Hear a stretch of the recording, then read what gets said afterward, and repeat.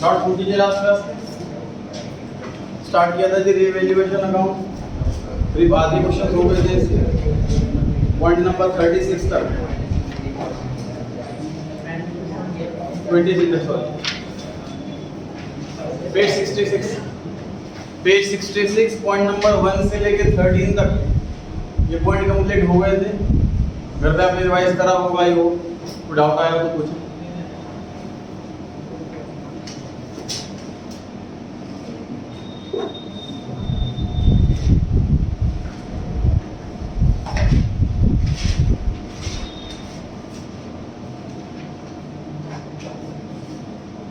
Start कर रहे हैं जी वापस से। क्वेश्चन में बैलेंस शीट के अंदर कोई आइटम गिवन होगी, उसके बाहर एडजस्टमेंट में कोई ना कोई इंफॉर्मेशन गिवन होगी और उसके बेस पर हमें 3 काम करने हैं। Revaluation account, partners capital account और बैलेंस शीट, इन 3 जगह लिखना। रीवैल्यूएशन में क्या लिखते हैं सर? चेंज वाला अमाउंट लिखते हैं। इंक्रीज हुआ तो भी, डिक्रीज हुआ तो भी। इंक्रीज किस साइड आएगा? फिक्स नहीं है, क्रेडिट साइड आएगा। डिपेंड करता है सर क्या इंक्रीज हो रहा। अगर लायबिलिटी इंक्रीज हो रही फिर तो लॉस डेबिट में आएगा। तो ऐसा कुछ नहीं कि इंक्रीज यहाँ डिक्रीज यहाँ। अगर एसेट ऐसे लिख दो, एसेट इंक्रीज और एसेट डिक्रीज, एसेट इंक्रीज हो रही है तो प्रॉफिट है क्रेडिट में, एसेट डिक्रीज हो रही है तो लॉस डेबिट में। लायबिलिटी डिक्रीज हो रही है तो प्रॉफिट है क्रेडिट में, लायबिलिटी इंक्रीज हो रही है तो लॉस है डेबिट। बैलेंस शीट में क्या लिखनी है सर? नए वाली value, new asset new liability, नए वाली वैल्यू। चेंज वाला अमाउंट इधर नहीं आएगा, इधर आएगा चेंज वाला अमाउंट। ये कब आना है सर? पार्टनर का नाम क्वेश्चन के अंदर लिखा है तो आपको ये चेक करना है कि वो पार्टनर रिसीवर है कि गिवर।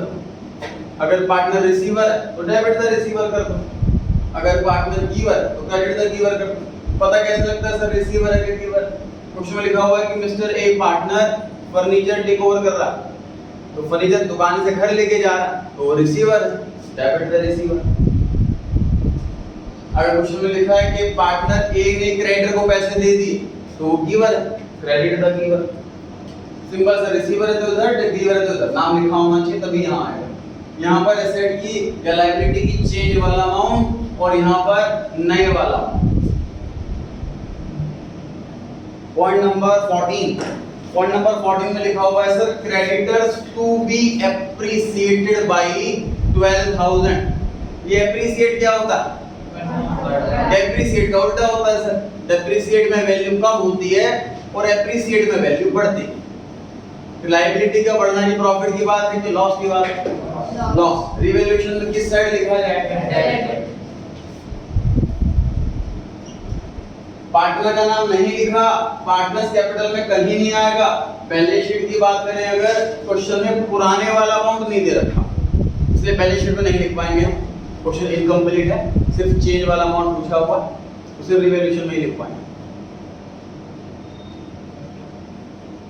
ठीक है, साथ साथ नोटिंग आप कर सकते हैं। क्वेश्चन नंबर 14 डाल दीजिए। हाँ, ये तो मैंने प्रैक्टिस के लिए क्वेश्चन बनाया हुआ है। नॉर्मल क्वेश्चन के अंदर पुराने वाली वैल्यू दे रखी होती है। सपोज क्रेडिटर क्वेश्चन के अंदर 50,000 के हैं तो यहाँ पर कितने आ जाएंगे? 62,000 के आ जाएंगे। पढ़ रहे हैं ना? क्योंकि आपको नोट कैसे करना है, एक छोटू सा रिवैल्यूएशन बना करके यहाँ पे डेबिट में 12,000 लिख देना और ये नहीं बनाना। तभी उन्होंने क्वेश्चन के अंदर आंसर का पार्ट 14 क्वेश्चन नोटिंग कैसे करेंगे आप? छोटा सा रिवैल्यूएशन अकाउंट बनाया और डेबिट में 12,000 लिख दिया बस। पार्टनर टेबल बनाऊंगा, बैलेंस शीट बनाऊंगा 14 के लिए। ठीक है, 15 में आ जाएंगे। Outstanding expenses was found to be overvalued by 10,000। कोई बोर्ड लगा करना चाहिए, इंग्लिश की हिंदी करनी है बस।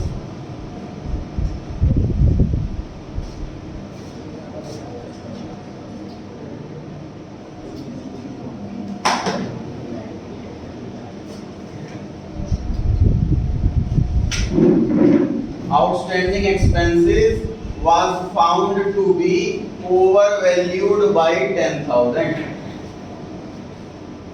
Revaluation account credit side 10,000. ध्यान रखिए सर, ओवरवैल्यूड का मीनिंग क्या है कि जब हमने अपनी बुक्स में देखा, अपने अकाउंट्स में देखा, तो हमने 10,000 वैल्यू ज्यादा लिखी हुई है। इसका मतलब फिर समझते हैं सर।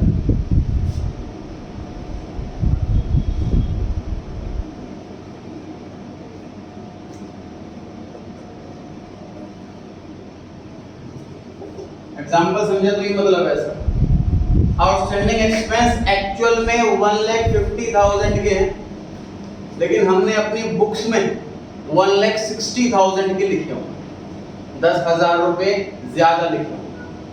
यही बात ध्यान रखिए, outstanding expenses were found overvalued by 10,000। तो 10,000 से वैल्यू कम करनी है, लायबिलिटी कम करनी है, लायबिलिटी कम होना प्रॉफिट वाली बात है, इसीलिए रिवैल्यूएशन अकाउंट क्रेडिट। ठीक है, इसमें भी पुरानी वैल्यू दे रखी, इसलिए बैच में नहीं लिख पाएंगे ना पार्टनर का नाम। तो इस क्वेश्चन में भी छोटा सा बना लीजिए रिवैल्यूएशन अकाउंट, वही नोट देंगे, वही आंसर।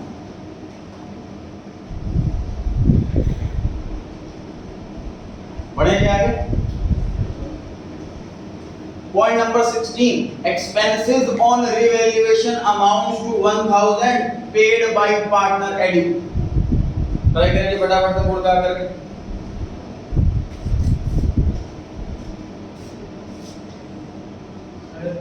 आ जाइए, सभी लोग कॉपी में खुद से नोट कर लें जिनके करने से पहले,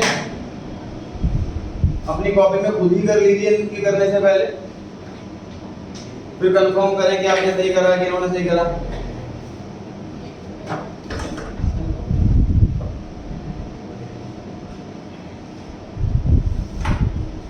सर एक्सपेंस पे एक्सपेंस होना मतलब लॉस हो गया, लॉस रिवैल्यूएशन अकाउंट के डेबिट साइड में आता है, बिल्कुल सही करा। 1,000 रुपए रिवैल्यूएशन डेबिट में बिल्कुल सही है, लेकिन आधा आंसर पार्टनर एडी ने पे करा, क्रेडिट द गिवर, वो हमें इधर भी लिखना।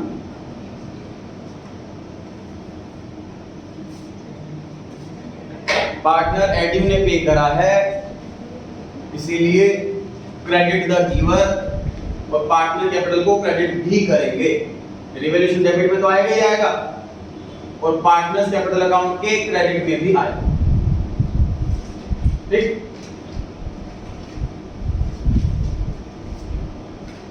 अच्छा सेम क्वेश्चन 16 में लास्ट के 3 वर्ड कट कर रहा हूं, फिर देखते हैं कौन आंसर बता पाएगा।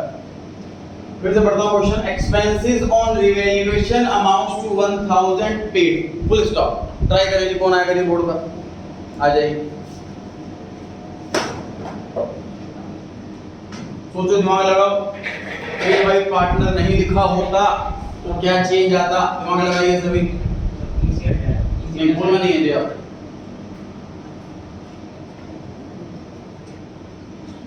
जब ग्रुप में एग्जाम होने लग जाएंगे तो मैं ग्रुप में आंसर लेने लग जाऊंगा, अभी इंडिविजुअल एग्जाम हो। और कोई आंसर नहीं, इसको लगता है आता है, बोर्ड पे आ जाए फटाफट से।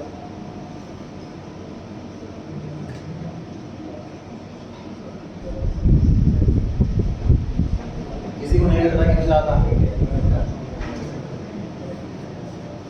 चलिए देखिए ध्यान से। सर एक्सपेंस तो एक्सपेंस रहेंगे, इनकम नहीं बन जाएगी, ये तो बिल्कुल सही है।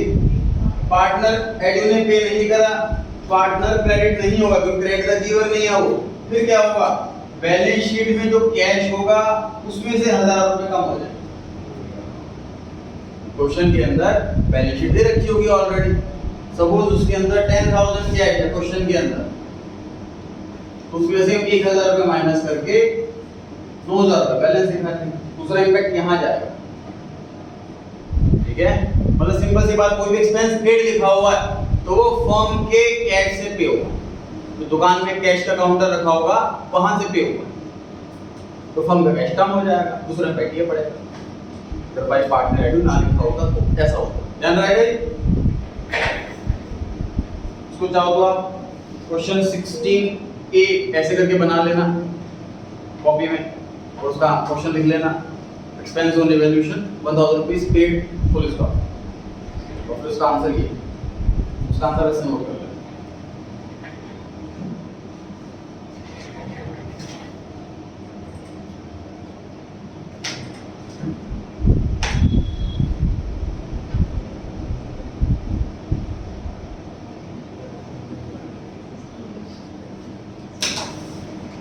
पढ़ सकते हैं क्या आगे? अनरिकॉर्डेड इन्वेस्टमेंट एग्जिस्ट 5,000 रुपए और इसकी अब हमें अकाउंटिंग करनी है। आगे फटाफट से 5,000 रुपए की एक अनरिकॉर्डेड इन्वेस्टमेंट है जो हमने रिकॉर्ड ही नहीं कर रखी और अब उसकी अकाउंटिंग करने की आवश्यकता है। फटाफट आइए, कौन आ रहा?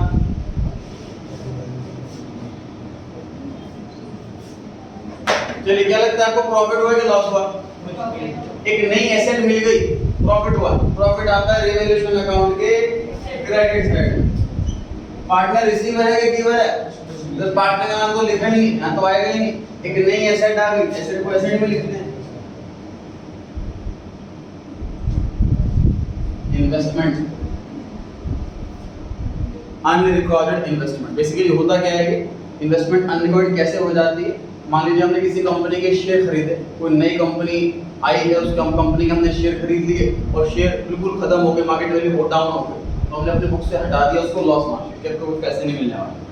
लेकिन अब रिवैल्यूएशन के टाइम हमने देखा कि मार्केट में अब इसका शेयर का प्राइस उठ गया, अब इसके पैसे मिल सकते हैं 5,000। दिस इज अनरिकॉर्डेड इन्वेस्टमेंट, तब उसको बुक्स में रिकॉर्ड करते हैं। आगे बढ़ते हैं sir, point number 18, unrecorded liability towards 2500 towards supplier are to be accounted. Sir liability है, सप्लायर को पैसे देने हैं और अभी तक हमने रिकॉर्ड ही नहीं किया था। ट्राई करना चाहेगा जी कोई?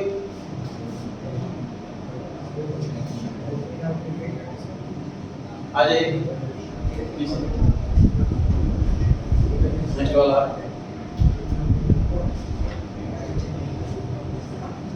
अनरिकॉर्डेड लायबिलिटी है सप्लायर के लिए 2500 रुपीस की, अब इसकी अकाउंटिंग करनी। पहले हमें ये जज करना है कि प्रॉफिट है क्या लॉस।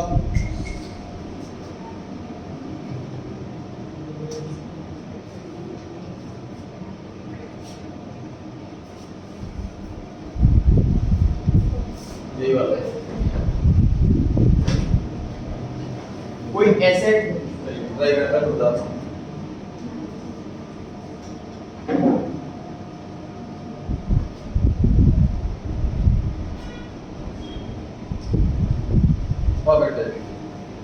एक लायबिलिटी मिली है हमें अनरिकॉर्डेड। लायबिलिटी मिलना ये नुकसान वाली बात, एसेट मिलना फायदे वाली बात।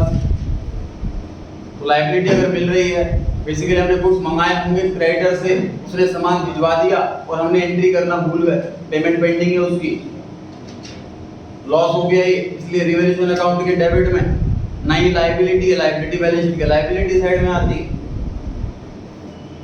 इसे सप्लायर या क्रेडिटर के नाम से लिखा जाएगा, सप्लायर या क्रेडिटर के नाम से लिखा जाएगा रिवैल्यूएशन के डेबिट में और बैलेंस शीट की लायबिलिटी। तो सर हमने एक चीज याद क्या कर ली कि जब भी एक अनरिकॉर्डेड एसेट मिल जाए तो ये प्रॉफिट है, एसेट में लिखेंगे और रिवैल्यूएशन क्रेडिट में लिखेंगे। जब ये अनरिकॉर्डेड लायबिलिटी मिल जाए तो ये नुकसान वाली बात है, लायबिलिटी में लिखेंगे और रिवैल्यूएशन डेबिट में लिखेंगे। ध्यान रहे हर ट्रांजैक्शन का डुअल इंपैक्ट होता है। यहाँ डेबिट में लिखा है, बैलेंस शीट लायबिलिटी साइड जो होती है वो क्रेडिट साइड होती है, क्रेडिट लिखते नहीं है लेकिन लायबिलिटी साइड क्रेडिट साइड होती है। ये क्रेडिट हो गया, एक डेबिट हो गया, इक्वल। ऐसे पिछले वाले क्वेश्चन में एसेट मिली थी हमें, तो हमने एसेट में लिखा था मतलब डेबिट और यहाँ पे क्रेडिट में लिखा था मतलब क्रेडिट, एक डेबिट और एक क्रेडिट। पढ़ते हैं यार point number 19, a creditor of 500 will not be claimed। फटाफट से आ जाइए, वाक्य फटाफट से, hence to be returned back।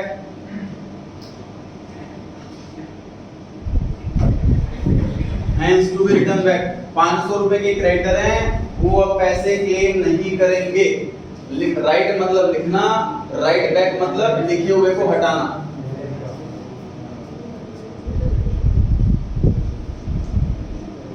ये प्रॉफिट हो गया सर, क्रेडिटर को पैसे नहीं देने आप, ये प्रॉफिट हो गया। हाँ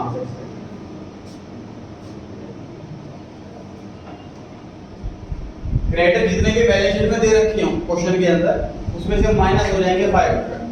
सही।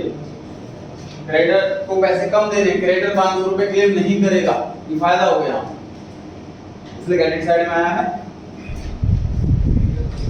20 पॉइंट पर आ गए। एग्जाम में 2 या 3 पॉइंट ही आने हैं जो क्वेश्चन 8 मार्क्स का आएगा, और 2 या 3 पॉइंट कोई से भी हो सकते हैं, प्रैक्टिस कर रहे हैं इसलिए।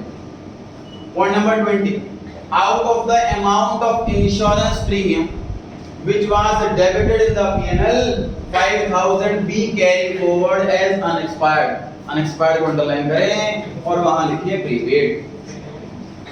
unexpired को अंडरलाइन करें और वहां लिखिए प्रीपेड। प्रीपेड इंश्योरेंस बताइए जी, पांचों में से क्या है? एसेट। इंश्योरेंस प्रीमियम तो एक्सपेंस है, लेकिन प्रीपेड इंश्योरेंस प्रीमियम ये एसेट है। तो ये समझ लीजिए क्वेश्चन 17 की तरह हो गया कि अनरिकॉर्डेड एसेट मिल गई है, प्रीपेड इंश्योरेंस के नाम की अनरिकॉर्डेड एसेट मिल गई है। हमने इसको पिछले साल पूरा का पूरा P&L में चार्ज कर दिया था, जबकि उसमें से 5000 रुपए प्रीपेड है, तो एक्चुअल में एक एसेट है, एक नई एसेट क्रिएट कर रहे हैं। बताइए फटाफट कौन आ रहा? एक नई एसेट क्रिएट कर रहे हैं जी, फटाफट।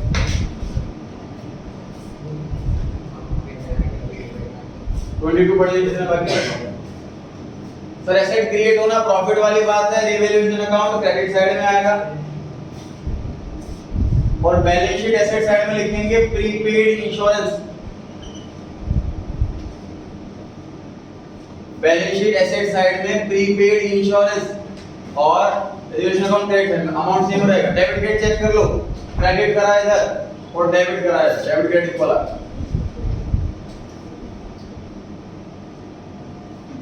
हर एक पॉइंट में आपको फॉर्मेट बना करके नोट करना है कहां कैसे अमाउंट लिखना है। फॉर्मेट छोटा बनाओ बिना कुछ कॉलम वगैरह बना करके रफ टाइप में। बढ़े जी आगे। A bill for 5000 rupees for electricity expenses was not accounted, is not to be accounted ऐसा नहीं लिखा, was not accounted मतलब पहले इलेक्ट्रिसिटी का बिल आया था, 5000 रुपए का खर्चा आया था, वो हम रिकॉर्ड करना भूल गए, was not accounted। आईडी फटाफट कौन आ रहा है? हाँ जी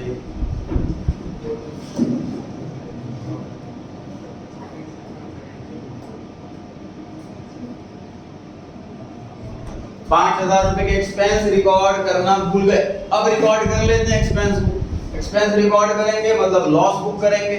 लॉस आता है रिवैल्यूएशन अकाउंट डेबिट साइड। दूसरा इंपैक्ट कहीं जाएगा कि नहीं जाएगा, क्या लगता है आपको? ऐसा तो हो नहीं सकता था। कहाँ जाएगा? बिल्कुल सही। बैलेंस शीट में लायबिलिटी साइड। सर आपको कैसे पता लायबिलिटी, क्या पता पे हो गया हो? सर पे हो गया होता तो कैश में से माइनस होता तो रिकॉर्ड होता ना। याद कीजिए rectification of error chapter class 11, पूरे चैप्टर के अंदर आपको बहुत टाइप के एरर मिले, लेकिन कोई एरर ऐसा नहीं मिला जो कैश का error.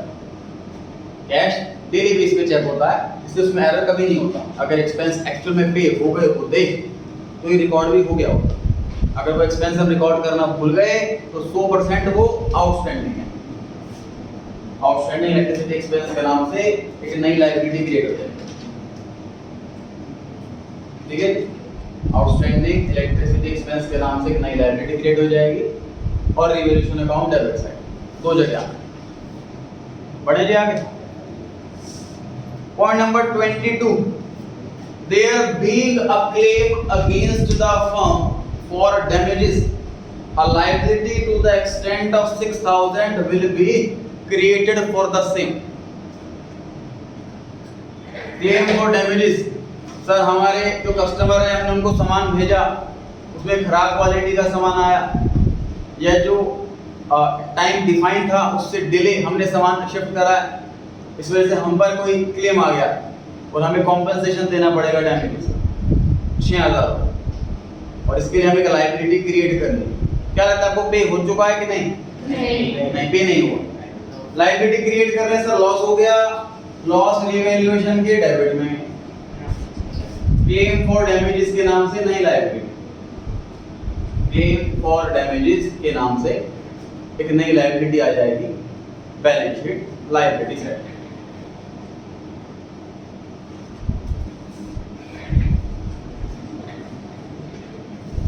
Point number 23, a bill of exchange of 15,000 which was previously discounted with the banker was dishonored on 31st March but no entry has been passed. Challenging point है ये, challenging point है, alert होकर के answer दें।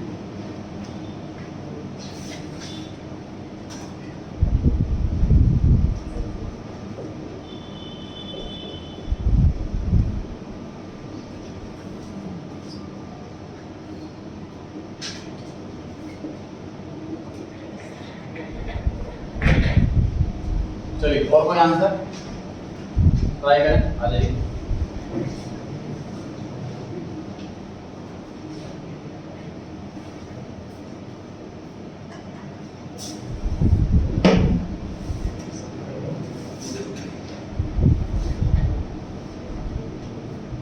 और कोई answer?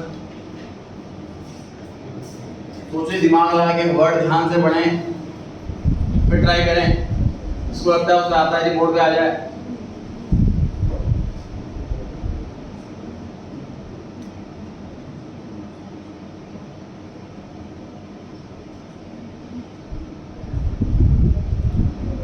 मुझे बताने में 2 सेकंड लगेंगे, लेकिन मैं चाह रहा हूं कि अपने दिमाग के घोड़े दौड़ाओ।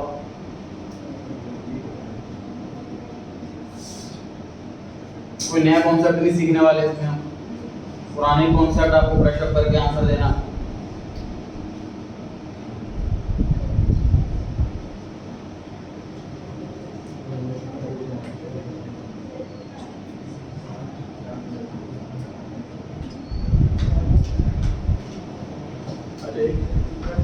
उनके बाद आप आ जाइए।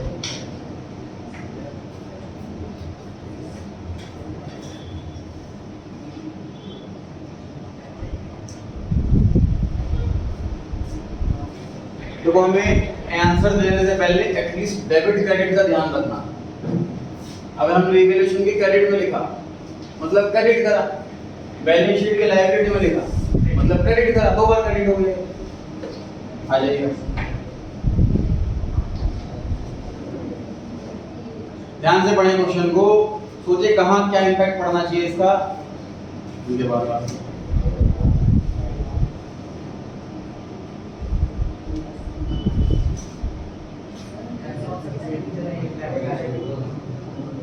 अब बस एक्सप्लेन करूंगा आपको करने के बाद।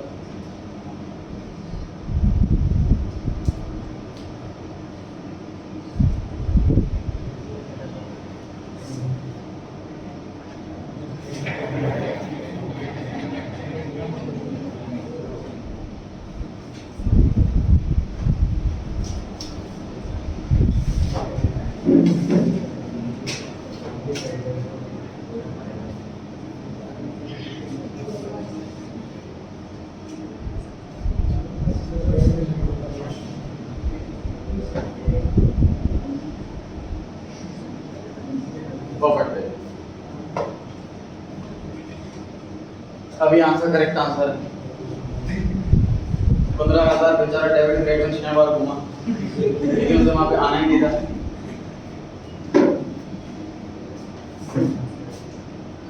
क्वेश्चन में ऐसा नहीं है कि सर क्वेश्चन में अगर रिवैल्यूएशन का क्वेश्चन है तो मुझे यहाँ पर लिखना ही लिखना है। डेबिट में लिखा, सर ने बोला गलत है तो पक्का क्रेडिट में नहीं आएगा। ध्यान से पढ़िए क्वेश्चन में कि प्रॉफिट है कि लॉस है। ये भी सिचुएशन हो सकती है कि ना प्रॉफिट है ना loss. Bill of exchange simple सी बात, सर कॉन्सेप्ट क्या है? मान लीजिए ये कृष्णा से मैंने पेपर पे लिखवाया हुआ है कि ये मुझे 15,000 रुपए देंगे, ये मेरे पास बीआर हो गया, बिल ऑफ एक्सचेंज हो गया। अब इसमें लिखा होगा कि मुझे पैसे 3 महीने बाद देंगे, लेकिन मैं बिजनेसमैन हूं, मेरे फंड्स अगर ब्लॉक हो जाएंगे तो आगे बिजनेस कैसे करूंगा? तो मैंने ये मिस्टर जो हर्षाई बैंक है, तो मैंने 15,000 रुपए बिल ऑफ एक्सचेंज को दे दिया। इस जगह 500 रुपए चार्जेस काट लो, मुझे 14,500 रुपीस दे दो। 15,000 रुपए आप कृष्णा से ले लेना 3 महीने बाद। एक्सेप्ट हो गया तो 1500 रुपए मैं लेकर के आ गया, अपने बिजनेस में पैसे लगा दिए, मैं बिजनेस रन कर रहा हूँ, प्रॉफिट अर्न कर रहा हूँ। 3 महीने का टाइम हो गया, 3 महीने बाद ये जो बैंक है कृष्णा के पास जाएंगे पैसे लेने के लिए, इन्होंने पैसे देने से मना कर दिया कि मेरे पास पैसे नहीं। ऐसे केस में क्या होगा, ये जो बैंक है ये मेरे अकाउंट से पैसे काट लेगा पूरे 15,000, बैंक में से -15,000, और ऐसा ना कि मेरे पैसे मर गए, अब मैं कृष्णा के पास वापस जाऊंगा, तुमने पैसे क्यों नहीं दिए भाई बैंक को। अब मैं क्या प्रोसीडिंग करूंगा, प्रोसेस फॉलो करूंगा, अब नहीं देते तो केस करूंगा वगैरह वगैरह, पैसे मरे नहीं तो मेरा डेटर बढ़ गया, डेटर बढ़ गया और बैंक कम हो गया, तो इम्पैक्ट पड़ा, तो प्रॉफिट लॉस नहीं होगा।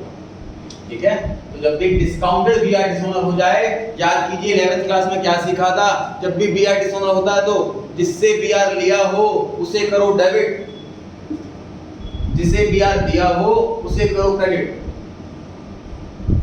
डेटर टू बैंक की एंट्री की थी हमने 11th क्लास। ठीक है, चलिए टर्निंग पॉइंट है, इस क्वेश्चन में मार्क कर लेना है। 23 क्वेश्चन जब भी एग्जाम में आता है बच्चा रिवैल्यूएशन अकाउंट के डेबिट में लिख करके आता है, जबकि डेबिट में कुछ नहीं आता। 24 पर आ गए जी हम। नेहा एक पुरानी कस्टमर है whose account was written off as bad debt has promised to pay 3,000 रुपए in settlement of her dues। Sir bad debt हो चुके थे पिछले सालों में। सब्जेक्ट पढ़ते हैं लॉ के अंदर हम कि जो पर्सन की डेफिनेशन के अंदर नहीं आता उसमें से एक पर्सन इंसॉल्वेंट भी है। अगर कोई पर्सन इंसॉल्वेंट हो जाता है तो लीगली वो कोई एग्रीमेंट नहीं कर सकता, कोई कॉन्ट्रैक्ट नहीं कर सकता पूरी कंट्री के अंदर। अगर कोई एग्रीमेंट करना चाहता है, कॉन्ट्रैक्ट करना चाहता तो उसे अपने पहले पुराने ड्यूज चुकाने पड़ेंगे, उसे इंसॉल्वेंट से सॉल्वेंट बनना पड़ेगा, तब वो एग्रीमेंट कर सकता। तो अगर पास्ट में कोई इंसॉल्वेंट पर्सन हो गया और हमने उससे पैसे लेने थे, हमारा पैसा मर गया, तो बैड डेट लिख लेते हैं हम। अब वो पर्सन वापस मार्केट में आना चाहता है, पैसा कमाना चाहता है, सॉल्वेंट होना चाहता है, तो वो हमारा उधार चुकाता। This is bad debts recovered, ये हमारे लिए बैड डेट्स रिकवर्ड। तो ये क्वेश्चन बैड डेट्स रिकवर्ड का ही तो है। ओल्ड कस्टमर है, पैसा मर चुका था और अब पैसा मिल रहा, लेकिन अभी पैसा एक्चुअल में मिला नहीं। शी हैज प्रोमिस्ड टू पे, तो डेटर थी नहीं, हमारे डेटर बन गए, डेटर बढ़ गया हमारा, डेटर में प्लस अमाउंट है 3,000, प्रॉफिट है कि लॉस है? बैड डेट रिकवर्ड होना सर प्रॉफिट वाली बात है, इसलिए रिवैल्यूएशन अकाउंट के क्रेडिट साइड में, रिवैल्यूएशन अकाउंट के क्रेडिट साइड में 3,000 रुपए प्रॉफिट है, पुराना पैसा हमारा वो मिल रहा। दूसरा, पैसे मिल जाते अभी तो कैश में ऐड कर देता, उसने प्रॉमिस करा पैसे दिए नहीं तो डेटर में ऐड किया। ठीक है, अभी कंप्लीट नहीं हुआ है।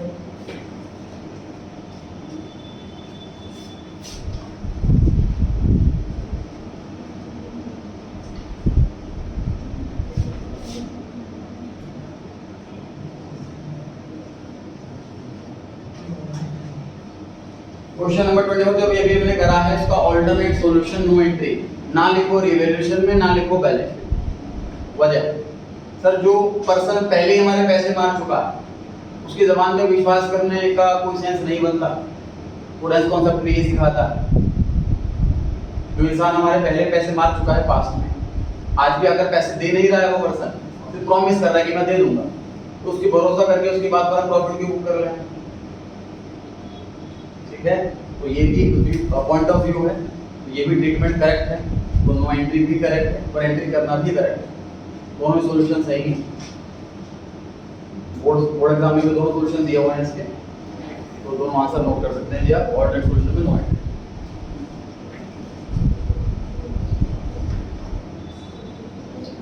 ट्वेंटी 25 के लिए आपको वो बोर्ड पे आना पड़ेगा, आ जाइए। Bill accepted of 20,000 issued by creditor were not recorded in the books। 20,000 रुपए के क्रेडिटर के बीपीएम हमने इशू करे हैं और वो लिखना भूल गए हैं।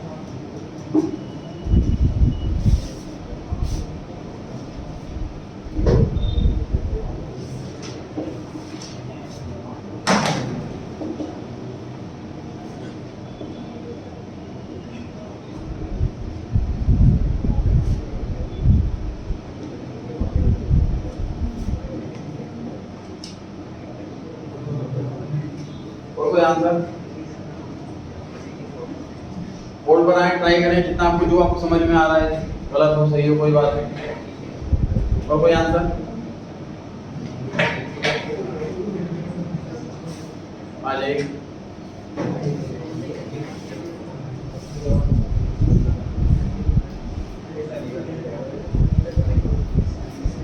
क्वेश्चन को ध्यान से पढ़ें, सोचें क्या क्या कौन कौन सा अकाउंट बढ़ रहा है, कौन कौन सा अकाउंट कम हो रहा है, इस चीज को दिमाग में लगाएं, माइंड लगाएं, फिर आंसर देने की कोशिश करें।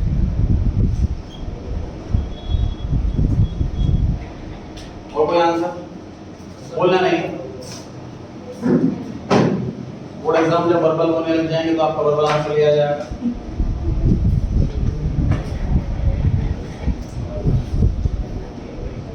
और कोई आंसर?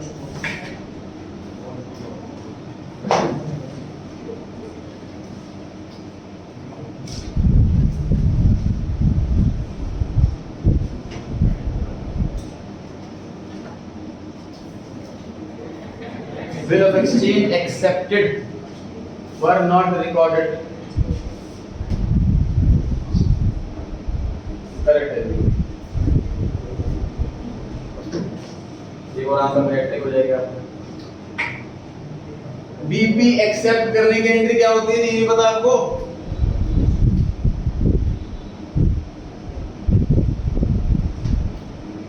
देखिए ध्यान से, purchase account debit to creditor, goods खरीद के लाए उधार में, परचेज नाम का एक्सपेंस हो गया और क्रेडिटर नाम की लायबिलिटी बढ़ गई। क्रेडिटर कहता है ट्रस्ट नहीं है तुम पर, पैसे दोगे नहीं दोगे, रिटर्न में दो, रिटर्न में दे देते हैं।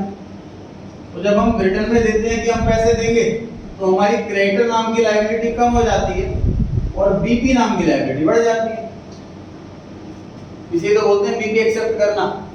तो बीपी इशू करा क्रेडिटर को लेकिन इसकी एंट्री नहीं करी, ये तो ट्रांजैक्शन है।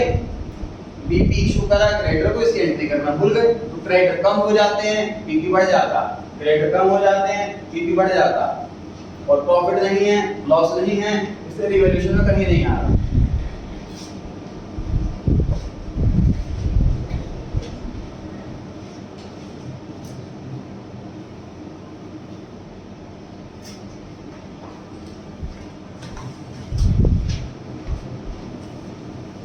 बढ़ाइए आगे 26। Creditors are to be paid 10,000 more। आया फटाफट से, आसान पॉइंट है ये।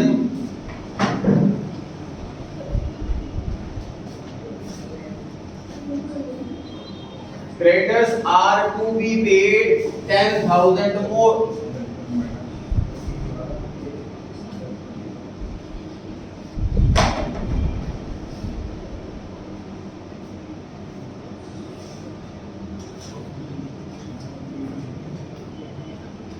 कोई आंसर? अच्छा,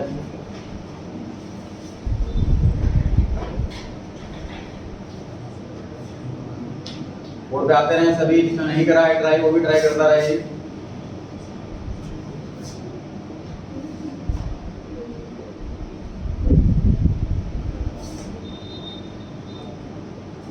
सही।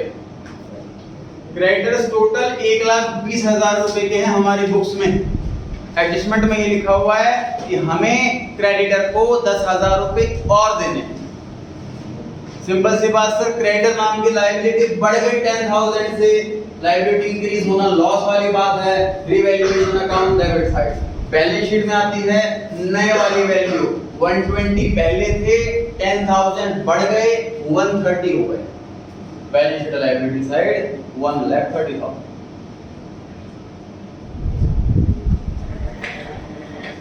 अब जरा 27 पढ़ें, सिर्फ इंग्लिश का फर्क,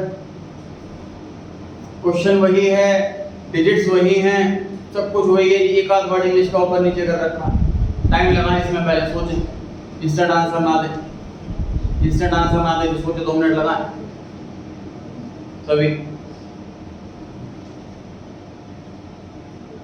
सभी सोचे, कैलकुलेशन लगाएं कि कहाँ पे क्या क्या इम्पैक्ट पड़ेगा।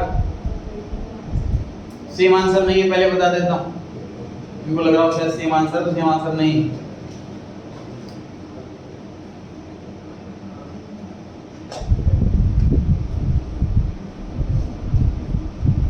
तो आ जाइए।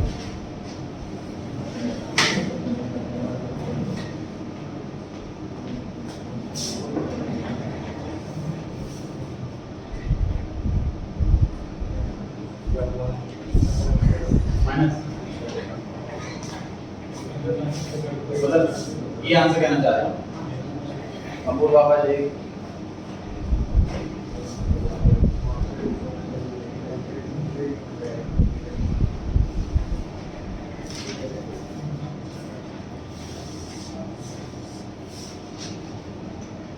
कृतिका,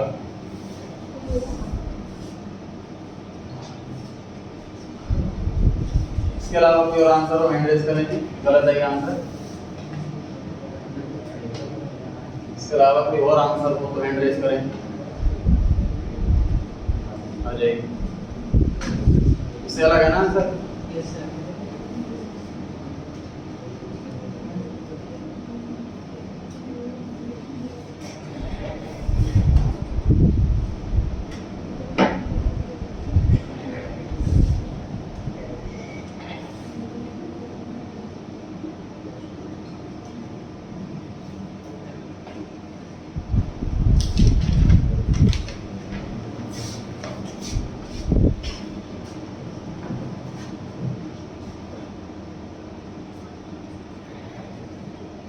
MW 7 PM में छोटे बच्चों का इंग्लिश स्पीकिंग कोर्स स्टार्ट हो रहा है, वो ज्वाइन करें। पेड और टू बी पेड में आप डिफरेंस नहीं कर पा रहे हैं, आपको टेंसेस की क्लास की जरूरत है, अकाउंट्स की क्लासेस से पहले। 26 में लिखा था are to be paid, future में पे किया जाएगा, इसलिए कैश में कुछ भी नहीं करा हमने, लायबिलिटी बढ़ा दी। 27 में लिखा है creditors are paid, past tense नहीं पढ़ पाते आप, एक बार पे कर दिया इनको। जब क्रेडिटर को पे कर दिया तो लायबिलिटी में क्यों आएंगे और कैश कम क्यों नहीं करेंगे? क्रेडिटर 1,20,000 के हैं, उनको 10,000 ज्यादा पे कर दिए, ये स्कीम दी है। टोटल पैसा कितना गया? 1,30,000। कैश में से 1,30,000 माइनस, कैश में से 1,30,000 माइनस 10,000 रुपए एक्स्ट्रा दिए, वो लॉस हो गया। Revaluation account debit side 10,000, balance sheet में क्रेडिटर आएंगे नहीं, सारे के सारे पे कर दिए।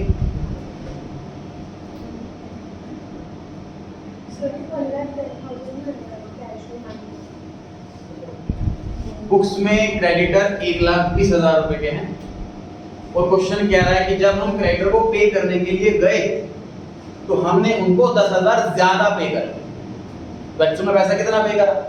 130 पे करा, कैश में 130 माइनस होगा, क्रेडिटर सारे खत्म हो गए। समझ पा रहे हैं सभी?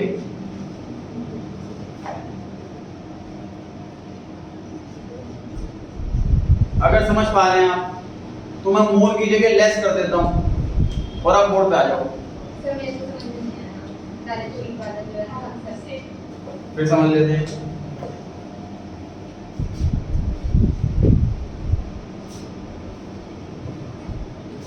क्रेडिटर 1,20,000 बैलेंस शीट में दे रखे हैं, मतलब इसका क्रेडिट बैलेंस होगा, लायबिलिटी का क्रेडिट बैलेंस ही होता है। क्रेडिटर को हमने पे कर दिया,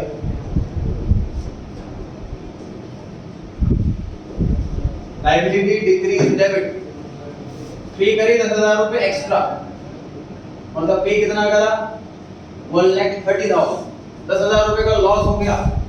लॉस के केस में रिवैल्यूएशन अकाउंट डेबिट होता। एक 120 वाली लायबिलिटी को हमने 130 पे करा।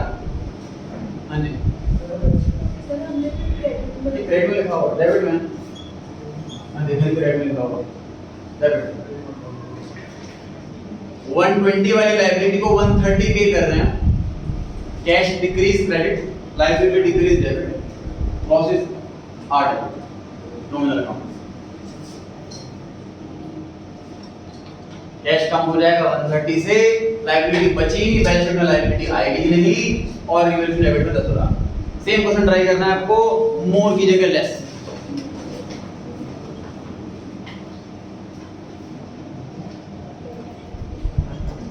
आ जाइए।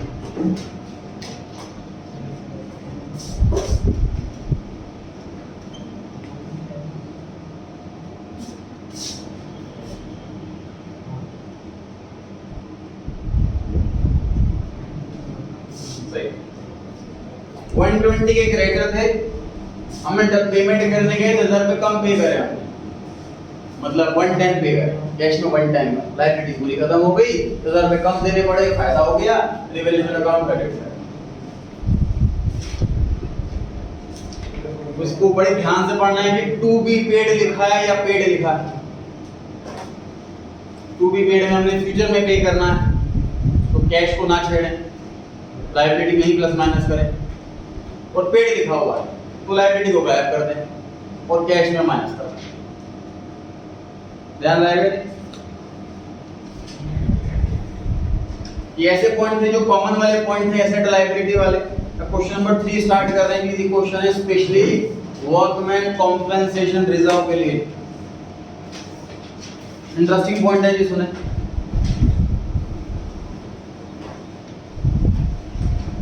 वर्कमैन कॉम्पेंसेशन रिजर्व, नाम से पता लग रहा है सर, वर्कर को कॉम्पेंसेट करेंगे। कॉम्पेंसेट किस वजह से करेंगे? उसके साथ कोई मिसहैपनिंग हो जाती है, कोई चोट लग जाती है। अगर ये एक आध बार 11th क्लास में भी आया था, तब भी डिस्कस हुआ था। वर्कर के साथ जब भी बिजनेस प्रीमिसेस में एंटर कर जाता है, तब से लेके जब तक वो शाम को एग्जिट नहीं करता, उस टाइम के ड्यूरेशन में अगर उस एम्प्लॉय की कोई भी चोट लगती है या उसकी खुद की गलती से हो, उसका सारी जो इलाज वगैरह कराना है वो तो कराएंगे ही कराएंगे एम्प्लॉयर, उसके अलावा कुछ कॉम्पेंसेशन भी देंगे अगर उन्हें इंजरी ज़्यादा हो जाती है। कोई सपोज हाथ टूट गया या किसी फ्रैक्चर आ गया, 1-2 महीने के लिए बेड पर बैठ गए, तो उनको घर बैठे सैलरी भी मिलेगी, उस तरह से कॉम्पेंसेशन भी मिलेगा। अब जो ऐसी कंपनियां होती हैं, जैसे कंस्ट्रक्शन कंपनियां होती हैं, वहाँ पर ये मिसहैपनिंग होती रहती है, चोट लगती रहती है बार बार। तो ऐसे केस में कंपनी में अचानक पैसा है नहीं है, पता नहीं, तो वो पहले से रिजर्व बना करके चलती है, पहले से पैसा जोड़ करके चलती है, उसे बोलते हैं वर्कमैन कॉम्पेंसेशन रिजर्व। अब पार्टनरशिप पर आ जाते हैं, तो 2 पार्टनर्स थे, उन्होंने पहले से बना रखा था रिजर्व कि वर्कर मिसहैपनिंग ना हो जाए, पैसा देना पड़ सकता है। अभी तक कोई लायबिलिटी आई नहीं, अब एक तीसरा नया पार्टनर आ रहा, तो रिजर्व तो पुराने पार्टनर्स का, नए पार्टनर को बेनिफिट मिले उसमें, तो पुराने पार्टनर्स को उस रिजर्व को पार्ट करना। रिजर्व किसी भी टाइप का हो, जनरल रिजर्व हो, वर्कमैन कॉम्पेंसेशन रिजर्व हो, सारे रिजर्व पुराने पार्टनर्स का, तो रिजर्व उन पुराने पार्टनर्स में पार्ट है। पढ़ते हैं क्वेश्चन नंबर 3 में, एक अभी पार्टनर है, क्वेश्चन के अंदर 7:3 की रेशियो है, और उन्होंने मिस्टर सी को एडमिट करा है, और बैलेंस शीट में वर्कमैन कॉम्पेंसेशन रिजर्व दिया हुआ है 1 लाख रुपए। एडजस्टमेंट सर का इसमें टोटल 6 केसेस हैं पूरी बुक के अंदर, चारों चैप्टर के मिला करके 6 के डिस्कस कर लेंगे एक बार बहुत अच्छे से, चारों चैप्टर में पॉइंट कवर हो जाएगा। पहला पॉइंट, कोई एडिशनल इंफॉर्मेशन नहीं है तो रिजर्व पार्टनर्स का है, पार्टनर्स में पार्ट दिया जाएगा। Workman compensation reserve debit 1 lakh 2। पता है कि एज कैपिटल अकाउंट के सामने कितना अमाउंट लिखा जाए? हाँ जी सही। टोटल रिजर्व 1 लाख है, ए का शेयर 7/10 और बी का शेयर 3/10। ए का अमाउंट आया 70,000 और बी का अमाउंट आया 30,000।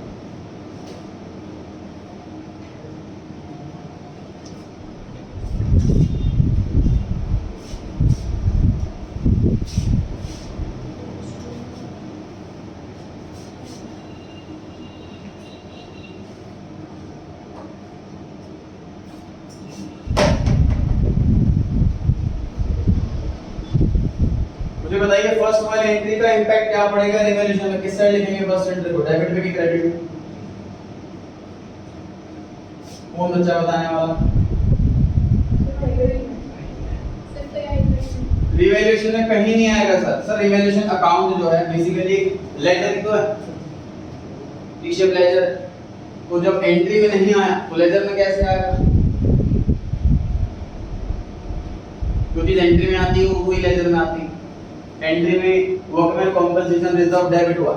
मुझे बताइए जो वर्कमैन कॉम्पेंसेशन बैलेंस शीट के अंदर दे रखा है उसका डेबिट बैलेंस है कि क्रेडिट बैलेंस? सर हर रिजर्व का क्रेडिट बैलेंस होगा, खत्म करने के लिए क्या करेंगे उसको? डेबिट, इसलिए रिजर्व को डेबिट करते हैं। मुझे बताइए पार्टनर्स कैपिटल में किस साइड आएगा? क्रेडिट साइड में आएगा। मुझे बताइए बैलेंस शीट में किस साइड आएगा? एसेट में कि लायबिलिटी में? कहीं नहीं आएगा। वर्कमैन कॉम्पेंसेशन रिजर्व का क्रेडिट बैलेंस था 1 लाख, मैंने डेबिट कर दिया 1 लाख से, तो बैलेंस कितना बचा? बचा ही नहीं। इसका बैलेंस होता वही आता बैलेंस शीट में, ठीक है। बैलेंस शीट में कुछ नहीं आना, रिवैल्यूएशन में कुछ नहीं आना, सिर्फ partners capital account credit side में आना। क्लियर हो गई जी बात? सर क्रेडिट, हाँ जी, पार्टनर्स कैपिटल में क्रेडिट साइड में आएगा। ये डेबिट साइड बना ली मैंने, क्रेडिट साइड में।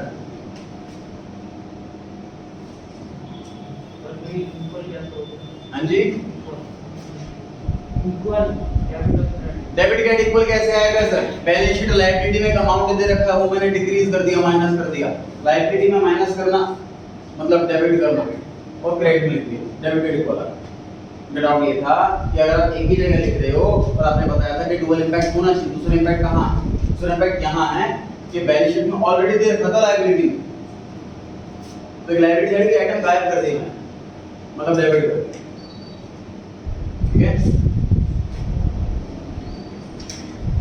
क्वेश्चन नंबर 2, थर्ड क्वेश्चन में सेकंड केस पढ़े ध्यान से। If a claim on account of workman compensation is determined at 1 lakh, sir किसी एम्प्लॉई के साथ मिसहैपनिंग हो गई है, कोई चोट वगैरह लग गई है उसको, और उसे 1 लाख रुपए देने पड़े, एक लायबिलिटी डिटरमाइन हो गई है और हमने उसको 1 लाख रुपए देने। चांस की बात है हमने रिजर्व 1 लाख का बना रखा,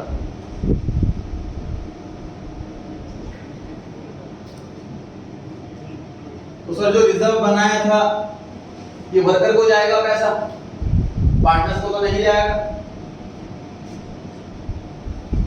workman compensation reserve debit to workman compensation claim, ये हुई एंट्री। रिजर्व पार्टनर में तब बढ़ता जब वो फ्री रिजर्व होता, उसका कोई यूज नहीं होता। सेकंड केस में क्या रहा है कि वर्कर के साथ मिसहैपनिंग हो गई है, लायबिलिटी डिटरमाइन हो गई है, हमने वर्कर को 1 लाख रुपए देने हैं, तो हमने 1 लाख रुपए जोड़ रखे थे, 1 लाख रुपए वर्कर को देने, अभी रिजर्व नहीं रहा, अभी लायबिलिटी बन गई, बस इतना फर्क है। बताइए रिवैल्यूएशन में किस साइड? कहीं नहीं। पार्टनर्स कैपिटल में किस साइड? कहीं नहीं। बैलेंस शीट में किस साइड? Liability side. किस नाम से? वर्कमैन कॉम्पेंसेशन क्लेम, रिजर्व नहीं, क्लेम के नाम से, बस इतना चाहिए।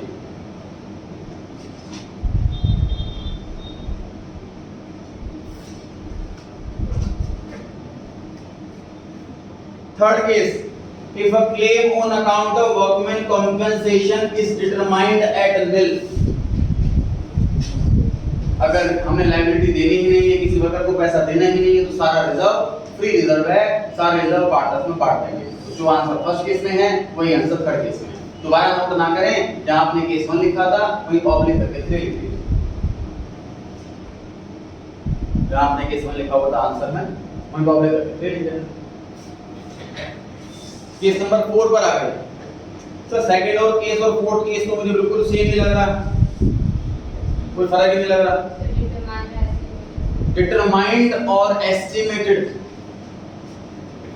तो दोनों में ये फर्क लग रहा है। डिटरमाइंड में तो बात हो गई है वर्कर से, मतलब इस हैपनिंग हुई वर्कर के साथ, तो एम्प्लॉयर ने उससे बात करी कि आपको कितना कॉम्पेंसेशन चाहिए, उसने बोला 1 लाख रुपए चाहिए, हम एग्री हैं, डिटरमाइंड हो गया, बिल्कुल तय हो गया, इतना अमाउंट फिक्स है। अभी क्या हो रहा है कि सपोज वर्कर की अभी हॉस्पिटल में सर्जरी चल रही है और हम अंदाजा लगा रहे हैं कि लगभग 1 लाख रुपए देने पड़े, एस्टिमेटेड। एक लायबिलिटी का जब अमाउंट सर्टेन ना हो तो उसे प्रोविजन कहते हैं।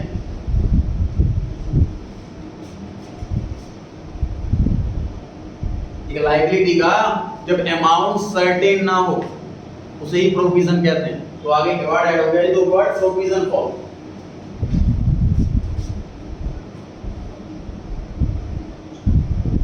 Provision for workman compensation reserve. Free reserve नहीं है, रिजर्व जितना भी है वो सारा क्लेम वर्कर को जाएगा। रिजर्व खत्म, क्लेम चालू, बैलेंस शीट में क्लेम आएगा, पार्टनर्स कैपिटल में कुछ नहीं आना, रिवैल्यूएशन में कुछ नहीं आना।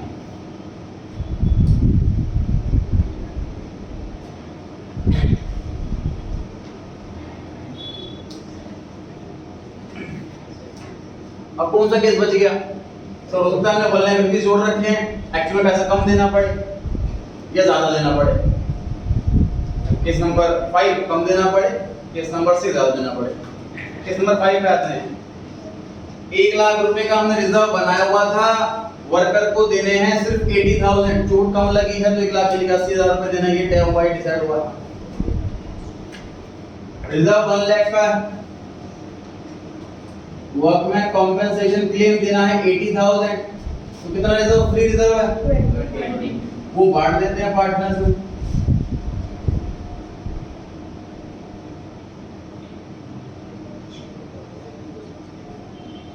रिजर्व का 1 लाख का, क्लेम आ गया 80,000 का, तो 20,000 रुपए का रिजर्व बच गया, वो फ्री रिजर्व है, वो पार्टनर्स में बांट दिया जाएगा उनकी प्रॉफिट शेयरिंग रेशियो 7:2।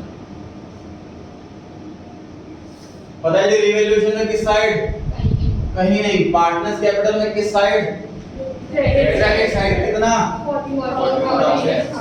14,000 और 6,000। बैलेंस शीट में कितना? Liability side 80,000।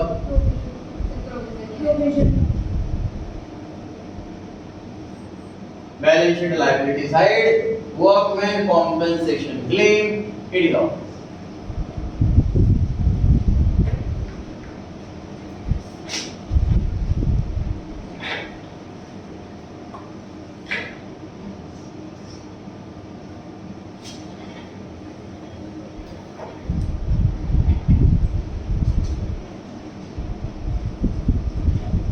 Last case, sir हमने पैसे जोड़ रखे थे सिर्फ 1 लाख रुपए और पैसे देने पड़ेंगे हमें 1,10,000। जो ज्यादा लगी तो पेमेंट ज्यादा करनी पड़ेगी। तो साथ में वर्ड लिखा हुआ है एस्टिमेटेड भी। Workman compensation reserve 1 lakh to provision for workman compensation claim 1,10,000। ध्यान से देखिए सर, लायबिलिटी इंक्रीज हो रही है। एक liability provision for workman compensation claim, इस नाम से ये लायबिलिटी एक्चुअल में 0 रुपए की थी, अब ये बढ़ करके 1,10,000 रुपए तक हो गई। तो जब भी लायबिलिटी बढ़ती तो रिवैल्यूएशन अकाउंट से पैसा चार्ज करते हैं, तो 1 टाइम रिवैल्यूएशन में आनी चाहिए। लेकिन इस काम के लिए मैं पहले से 1 लाख रुपए जोड़ रखा हूं, तो अब हमें एक्सेस जो रिक्वायरमेंट है वो 10,000 की रिक्वायरमेंट।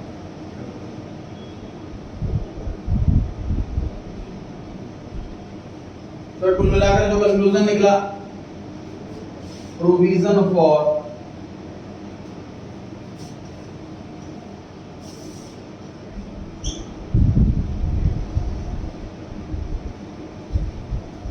कुल मिलाकर जो कंक्लूजन निकला, वो कंक्लूजन क्या निकला है?